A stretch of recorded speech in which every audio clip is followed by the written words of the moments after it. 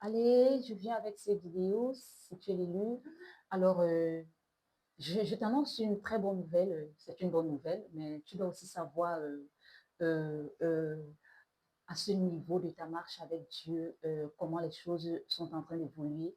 Parfois, quand on marche avec Dieu, on a parfois l'impression que les choses n'évoluent pas, que les choses n'avancent pas, que les choses ne se passent pas exactement comme on aurait voulu, à notre rythme, au rythme qu'on aurait voulu, que les choses sont lentes. Et parfois, tu as même l'impression parfois que le Seigneur est tellement dans un silence et tu as l'impression que dans ce silence-là, il ne se passe rien en fait, qu'il ne se passe rien et que les choses ne vont pas exactement à la vitesse à laquelle tu t'attendais ou tu voudrais. Alors, ce que tu dois savoir, c'est qu'en cette saison, euh, tu vas commencer à récolter les fruits que tu as, les fruits de ta semence en fait. Tu vas commencer à récolter les fruits. Tout ce que tu as semé, tu vas commencer à le récolter. Et ce message, en fait, te parle de ton aura. Ton aura, il te recherche. La Bible dit rechercher, battu de la tempête, celle dont nul ne se soucie, celle dont nul ne se soucie, je ferai de toi un ornement de saphir. Je rendrai tes murs, je vais parer tes murs de pierres précieuses, battues de la tempête, celle dont nul ne prend garde. Est-ce que tu m'entends? Donc, ça veut dire quoi? Que le Seigneur va te donner une aura. Et en cette saison, tu vas te rendre compte que les gens commencent à être attirés par toi. Partout où tu te retrouves, tu vas te rendre compte que les gens vont commencer à graviter autour de toi. Il y aura comme une sorte de gravitation autour de toi, dont les gens vont commencer à te rechercher, à vouloir être en ta présence, à vouloir être avec toi, à vouloir rester près de toi. C'est ce qui va en fait, c'est ce qui va se passer cette saison. Tu vas te rendre compte que quand tu arrives quelque part dans un supermarché, quand tu pars te faire peut-être ta tête, quand tu pars te faire les cheveux, te laver les cheveux, où que tu te trouves, même dans le lieu où tu vis, même dans ton lieu de travail, tu vas te rendre compte que rien que ta présence, tu vas venir t'asseoir quelque part, tu vas voir comment les gens vont commencer à graviter. Ils ne causent pas forcément avec toi, mais ils sont près de toi. D'autres viennent même te toucher ou toucher ta chaise ou bien s'accouder au niveau de ta chaise, rester près de toi, te frôler. Donc, et ils vont graviter comme ça. Tu vas voir comme s'ils sont en train de jouer à côté de toi comme des enfants et ils sont en train de parler des conversations qui sont complètement synchronisées avec la parole de Dieu. Donc les gens vont commencer à parler de Dieu. Tous ceux qui vont graviter autour de toi vont être touchés par ton onction, vont être touchés par ton influence. Et quand ils vont graviter autour de toi, tu vas voir comment ils vont commencer à confesser Dieu, à confesser Dieu. Ils vont commencer même à avoir des impulsions magnétiques, c'est-à-dire qu'ils vont commencer à recevoir des messages rien qu'à côté de toi. Ils vont commencer à recevoir même des messages divins par rapport à leur propre vie. Les questions qui se posaient vont commencer à avoir des réponses juste à cause du contact avec toi, même si tu ne leur parles pas, même si tu ne les prophétises pas, même si ceux-ci te voient la première fois. Donc, c'est un peu ça. Donc, voici ce que vous allez commencer à vivre cette saison-ci.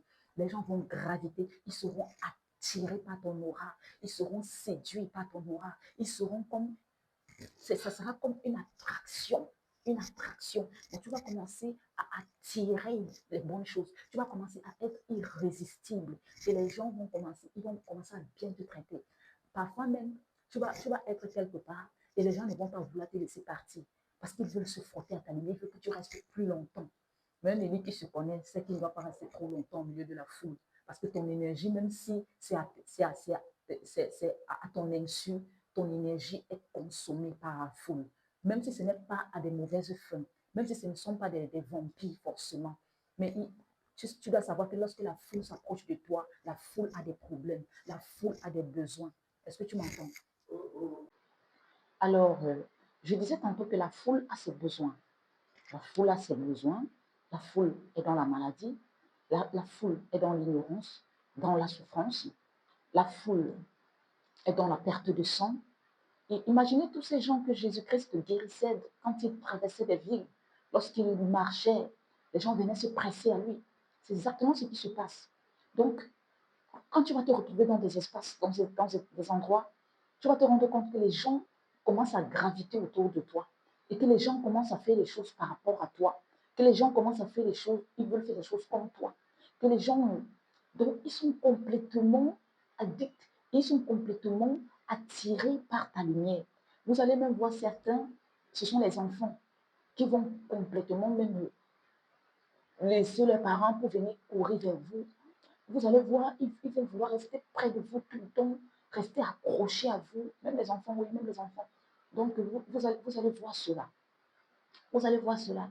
Mais ne vous méprenez pas. Hein. Ne vous méprenez pas. Si c'est que tes yeux ne sont pas encore très bien ouverts, ne te méprends pas. Je vais parler de la sorcellerie infantile aussi.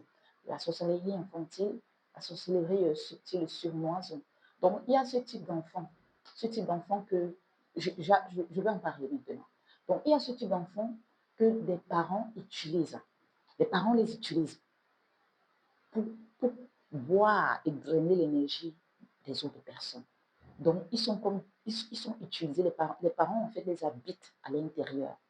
Donc, ils font pénétrer un esprit dans la vie de l'enfant et cet enfant-là est donc utilisé à des fins mystiques pour voler les intelligences, pour voler les grâces, pour voler les bénédictions et pour venir mettre maintenant en fait la grâce de leur famille dans la vie de quelqu'un. Comment ça se fait? Comment ça se fait? Peut-être tu es quelque part, tu, es dans, tu viens d'arriver dans un immeuble, euh, voilà, et tu te rends compte qu'il y a un enfant particulier qui vient toujours toquer à ta porte pour te demander quelque chose. Pour te demander quelque chose. Je vais te dire ce que cela veut dire. Un enfant, ça veut dire cet enfant-là vient toujours. Peut-être il laisse pas sur 4 jours, il laisse pas sur 3 jours, il laisse pas peut-être sur 5 jours. Et tu vas te rendre compte que cet enfant-là, à chaque fois, vient te demander des choses vraiment banales. S'il te plaît, Tantine, est-ce que tu as un sachet de détergent? S'il te plaît, Tantine, est-ce que tu as de l'eau à boire? S'il te plaît, Tantine, est-ce que tu peux me donner du cube la semaine prochaine? S'il te plaît, Tantine, est-ce que tu peux me donner une assiette? S'il te plaît, Tantine, j'ai besoin du sel. Bon. Donc, ta sorcellerie, là, on t'a enseigné ça pour moi. Hein? Donc, on t'a enseigné la sorcellerie pour que tu viennes devant ma porte me voler. Donc, ce qui se passe, c'est lorsqu'elle te demande ces petits trucs-là, tu dois savoir l'élu que, il y a quelque chose de particulier avec ton énergie. C'est qu'elle s'imprègne de tout ce que tu touches. Elle s'imprègne. C'est ça l'onction, le transfert d'onction. La Bible dit que lorsque l'apôtre Paul guérissait les malades, ce qu'on faisait, c'est qu'on prenait des mouchoirs qu'on appliquait sur sa peau et on partait guérir les malades. Donc, il y avait des transferts d'onction. Est-ce que tu m'entends? Même ton ombre porte ton onction. La Bible dit que l'apôtre Pierre, lorsqu'il voulait guérir les malades, on étalait les malades sur tout le long de la rue et lui, maintenant, il passait et son ombre les touchait. C'est une stratégie pour ne pas trop s'épuiser énergétiquement, pour ne pas trop épuiser son onction, voilà, et pour toucher plus de personnes en peu de temps. Donc, il passait, son ombre passait, et maintenant, son ombre guérissait les malades. Tu dois savoir que tout ce qui entre en contact avec toi s'imprègne de ton énergie, s'imprègne de ton onction. Donc, maintenant, quand elle prend ces petits trucs-là, elle ne veut pas ça. Ce n'est pas ça. Elle ne cherche pas ça. Elle n'en a pas besoin. Demande-lui d'abord un enfant qu'on envoie. Tu ne sais pas si c'est sa mère qui l'a envoyé. Demande-lui d'abord qui t'a envoyé. Qu'est-ce que tu veux en faire? Est-ce que c'est ta maman qui t'a envoyé? Ta maman, c'est que tu es ici. Donc, elle vient là. Elle va te demander des petits trucs. Elle n'en a pas besoin. Le balai à manche, elle n'en a pas besoin. Tu vas même voir, quand tu vas même donner le balai, elle va tourner là. Elle va tourner. Elle n'utilise pas. C'est pas pour l'utiliser. Donc, elle va juste tourner, trotter là. Après, elle va revenir te donner le balai à moins de 5 minutes. Tu vas dire, attends, tu as utilisé le balai? tu, tu as vraiment utilisé ce que tu m'as demandé là? Qu'est-ce qui se passe? Pourquoi tu me le rappelles? Elle dit, non, ça va. Le problème, c'est qu'elle veut être en contact avec ton émotion, en contact avec une source directe qui porte ton énergie. C'est une manière de se connecter spirituellement à toi. Et quand elle se connecte spirituellement à toi, c'est là que les entités qui l'habitent commencent maintenant à venir t'attaquer. Tu vas subir des attaques ces périodes-là, commence à venir t'attaquer. Tu vas même subir des blocages, commence à venir t'attaquer et commence à venir maintenant déposer sur toi le poisse et maintenant puiser tes bénédictions et tes richesses. C'est comme ça qu'ils opèrent avec les enfants dans les familles de démons, dans les familles démoniaques, dans les familles où on utilise le mysticisme pour réussir. C'est comme ça qu'ils opèrent. Donc, ils vampirisent les enfants pour que les enfants, comme ça, travaillent spirituellement. Et, oui, donc ils chevauchent. En fait, ici en Afrique, on dit sortir avec eux. Donc, sortir avec eux, ça veut dire que même dans leur inconscience, peut-être même dans leur conscience, parce qu'ils vont les initier plus tard, mais ils sortent avec eux. Ça veut dire que lorsqu'ils sortent dans la nuit, lorsqu'ils font une projection astrale, lorsqu'ils sortent de leur corps, ils emmènent aussi les enfants. Donc, c'est ce qui se passe. Voilà un peu ce qui se passe avec ce type de choses. Donc, je voulais juste, c'était une parenthèse vraiment, c'était une parenthèse, je ne sais pas pourquoi je parlais de ça. Certainement, ça, quelqu'un en a besoin. Certainement, quelqu'un en a besoin. Alors, il y a un abonné qui m'a posé la question sur Ninive et sur le roi d'Assyrie. Alors, tu dois savoir que Ninive, lorsque le Seigneur te fait parler de Ninive, tu m'as parlé de ta vision, tu m'as dit que tu es en train de délivrer des gens dans une prison. Donc, Ninive, c'est l'image de la ville qui péchait contre Dieu. Et Dieu a envoyé Jonas pour délivrer Ninive, pour amener la repentance à Ninive, pour interpeller la conscience de Ninive. Et pour dire, le Seigneur dit, repentez-vous, sinon cette ville sera détruite. Donc, c'est un peuple qui a abandonné les règles de Dieu. Et donc, Dieu veut ramener à la repentance. Et s'ils ne se repentent pas, ils seront détruits. Et ce que Ninive a fait, l'esprit de Ninive, c'est un esprit qui revient de sa folie. C'est un esprit qui peut se repentir. C'est un esprit que lorsqu'elle entend la voix de Dieu, elle entend les sentences de Dieu, elle se courbe et elle prend le sac du jour et elle prie afin que Dieu lui pardonne de ses agissements et de ce qu'elle a fait qui n'était pas bien à ses yeux. Voilà l'esprit de Ninive. Alors, qui est le roi d'Assyrie? Le roi d'Assyrie, c'est un roi méchant que le Seigneur envoyait toujours contre les personnes qui, qui comme ça se levaient contre son autorité, contre ses commandements et qui bafouaient les lois de l'Éternel. Pourquoi c'est ce roi qu'il envoyait? Parce que c'était un roi sans pitié, un ennemi sans pitié. Et il y a plusieurs fois dans la parole de Dieu où, lorsque Israël s'est retiré du Seigneur, lorsque Israël est retourné adorer les faux dieux, lorsque Israël a commencé à sacrifier ses propres enfants sur l'autel de Moloch, le dieu à qui on offre le sang des enfants, donc sur l'autel de Moloch, en les brûlant, en les sacrifiant.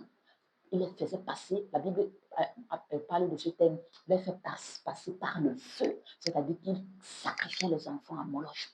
Donc, quand Israël a commencé à se prostituer à d'autres dieux, ça a tellement affecté le Seigneur. Et ce que le Seigneur a fait, c'est que le Seigneur maintenant a livré un ennemi, a laissé qu'il y ait un ennemi particulier. Donc, c'est un ennemi qui vient te punir. C'est un ennemi qui n'a pas de pitié. C'est un ennemi qui vient complètement te détruire quand tu es entre les mains du roi d'Assyrie, parce que tu as désobéi aux lois du Seigneur, parce que tu t'es détourné de Dieu, tu rencontres, c'est un peu ce type d'ennemi que le narcissique, parce qu'il vit sous la malédiction, les gens qui vivent sous la malédiction rencontrent ce type d'ennemi, ce type d'esprit, l'esprit du roi d'Assyrie. Donc, ce sont des psychopathes d'un niveau supérieur. Ce sont des psychopathes qui n'ont pas la pitié, qui n'ont pas la conscience. Ce sont des psychopathes qui, qui s'asseyent à table avec Lucifer et qui dit casse-moi l'os. Donc, ce sont les suppôts de Satan, ce sont des psychopathes d'un haut niveau. C'est pourquoi tu vas voir, lorsque le narcissique échoue à te détruire, à te faire du mal et que tu lui échappes, il est livré entre les mains du roi d'Assyrie. Oui, il est livré entre les mains du roi d'Assyrie. Donc, des psychopathes plus méchants, plus dangereux que lui, parce qu'il ne veut pas se repentir. Est-ce que tu m'entends? Donc, voilà la différence. Ninive, soit ces gens se repentent, voilà le message du Seigneur, soit ils auront affaire au roi d'Assyrie. Soit ces gens se repentent, comme Ninive, soit ils reviennent de leur folie, soit ils auront affaire au roi d'Assyrie. Voilà le message du Seigneur est clair. Le message du Seigneur est clair. Donc, voilà un peu ce que je voulais te dire, hein, Lily. Ton aura les attire, ton aura est irrésistible. Il te recherche. Maintenant, tu n'es plus la repoussée, tu n'es plus la rejetée, tu n'es plus celle que tout le monde oubliait. Il dit dans sa parole, au lieu où tu étais rejeté, haï, méprisé, humilié, je ferai de toi un ornement pour toujours. Que le Seigneur bénisse sa parole et que la parole du Seigneur prospère. C'était Queen Titi, que le Seigneur vous bénisse. À très bientôt pour une autre vidéo. Et pour tous ceux qui viennent de venir dans la chaîne, je vous souhaite la bienvenue au nom du Seigneur Jésus-Christ, au nom de Yeshua Mashiach. Et je suis une dédiée que le Seigneur utilise pour vous enseigner l'art du combat spirituel. Et je suis aussi une coach spirituelle. Que le Seigneur vous bénisse. Surtout, ne manquez pas de vous abonner et de liker. Et ça va permettre à l'algorithme YouTube de davantage présenter mes vidéos pour que plus de gens, plus de monde, la multitude soit touchée. Au nom puissant du Seigneur. Shalom.